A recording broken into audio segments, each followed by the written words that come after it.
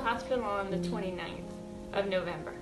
So that day I rushed home from work, and then I had to take him to the emergency room. So I had to find emergency care for Cameron, and then he was okay for a couple days. He was on the 5th floor, and then he got moved to ICU. So when he moved to ICU, that was the most difficult time. He was in critical condition.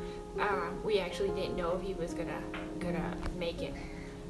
So throughout that time, I had to, my work put me on medical leave. You know, they're like, they put me on medical leave.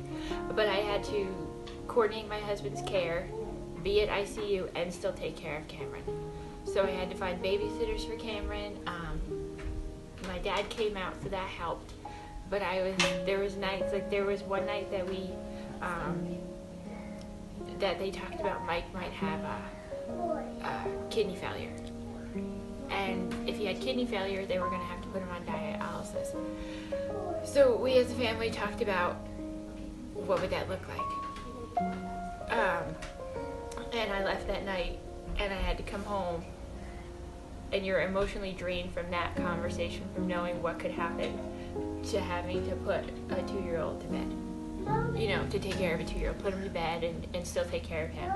That was probably the hardest time, is to have to be at the hospital ICU all day long, be emotionally drained, and then still have to come home and take care of a 2-year-old.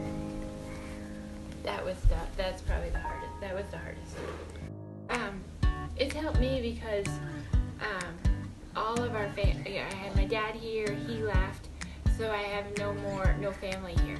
You know, our families are in New York and the East Coast. So not having any family here, and a lot of friends that had offered to babysit. You know, they'd offered to babysit a couple times.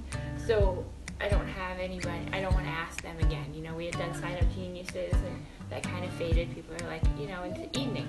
People have families and all that kind of stuff. So I haven't had anyone to babysit. So you girls have been great to come over and take him, so I can run to the grocery store.